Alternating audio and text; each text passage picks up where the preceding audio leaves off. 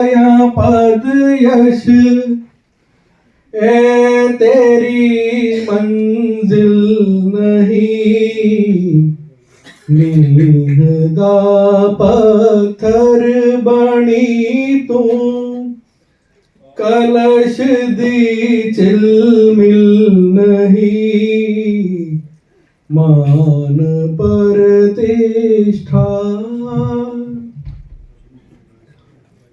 विरलिया दे पाग विच है शौक तिल तिल जीण दा,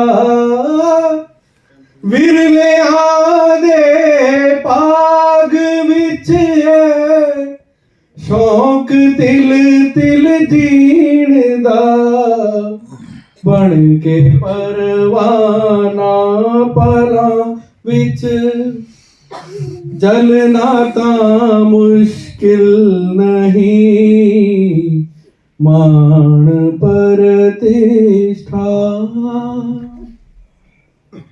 सोने मुखड़े वड्डियां अकलां पंग दे पाने जान गए, सोने मुखड़े वड्डियां अकलां पंग दे पाने जान गए, दीन दुखिया जे देख के जे तड़पया ओ दिल नहीं, नींदा पत्थर बनी तू, कलश दी चिलमिल नहीं, मान प्रतिष्ठा।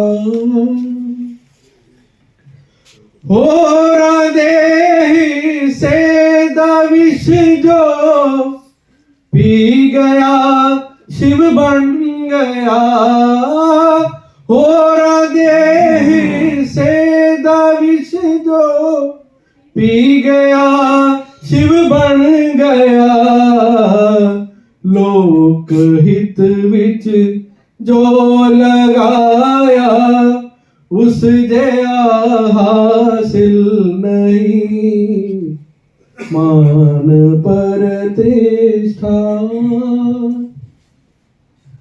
हर मुसीबत ते चुनौती नू जो अवसर समझ दे, हर मुसीबत ते चुनौती नू जो अवसर समझ दे, हार नू जित विच बदलना उस लई मुश्किल नहीं, नींदा पत्थर बनी तू, कलश दी चिलमिल नहीं, मान प्रतिष्ठा।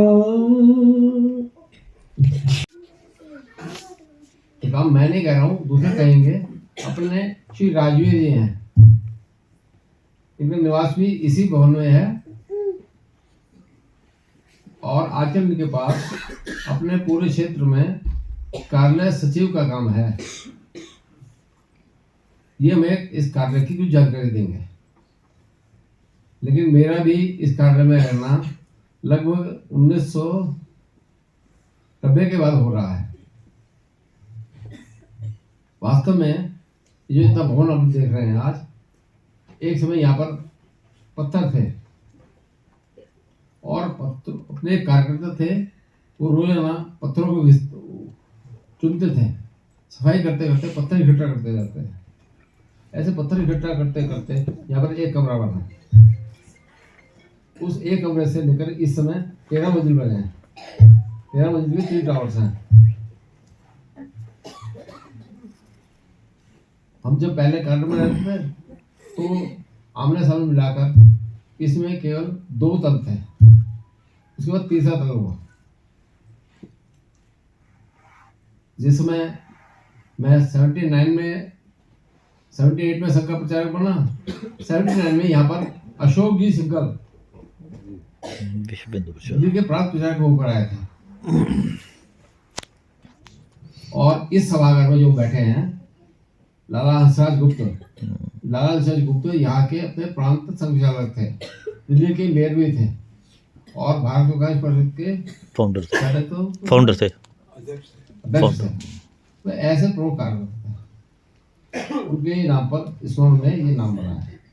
ऐसे ही बीच में भवन है प्रेरणा, उसमें भवन बना है चमनलाल सभागार। चमनलाल जी हमारे ऐसे कार्यकर्ता थे कि जो कभी विदेश नहीं गए, लेकिन सारे विदेश का संपर्क उनका रहा और उनका इतना अभ्यास था, इतने मृदु थे। एक बार इन्होंने फोन किया, फोन पर क्या कहते हैं, अरे भाई अभी तुम जैसे फोन कर रहे हैं आप बैठ जाओ, आपकी आवाज़ कट रही है। पहले अभी धन होगा वो फोन होते थे दूसरे, मोबाइल नहीं होते थे, तो क्योंकि व्यक्ति खड़ा है इसी कारण से तार के कारण आवाज़ कट रही है कि आप बैठ जाओ, बैठ कर बात करो। उन्हें इतने मृदु थे और जिंदगी भर उन्होंने अपने कपड़े धोकर प्रेस नहीं किए, क्योंकि प्रेस करेंगे तो कपड़े जल्दी खत्म हो जाएंगे। कपड़े धोते थे, सुखाते थे, सुखाने को तय कर रख दिया और सारे विदेश का काम करते थे। सारे विश्व से संपर्क बनाया उन्होंने, उनके नाम पर है। ऐसे ही एक अपने कार्यकर्ता थे, रेलवे में काम करते थे। करते करते एक समय जब रिटायर हुए तो रिटायरमेंट की घोषणा हुई, ऑफिस से रिटायरमेंट के बाद घर नहीं गए, सीधे यहीं आए और कहा मुझे बताओ क्या काम करना है। वे थे भोलानाथ जी, 93 में गए ना, 93 उनकी आयु थी, उस समय उनका निधन हुआ। नहीं 99 99 में 99 में 100 पूरा करने की तैयारी। तो 100 पूरा होने वाला था। ऐसे व्यक्ति उनके नाम पर अर्चना में सभागार बना है और नीचे का इसी भवन में सभागार बना है अशोक सिंह के नाम पर। तो खैर इसके बारे में ज़्यादा जानकारी हमारे राजीव जी देंगे। आज अपने में से कुछ कार्यकर्ता कह रहे थे बार बार कि मैं जरा अशोक जी पर को मिलने जाना है। इतने बड़े भवन में, जैसे बड़े परिवार में अनेक सुविधाएं होती हैं, कुछ असुविधाएं भी होती हैं, इसलिए इस तरह के भवन में कुछ असुविधाएं भी हुई हैं। आज तो हम बड़े आराम से आ गए। आ क्यों गए?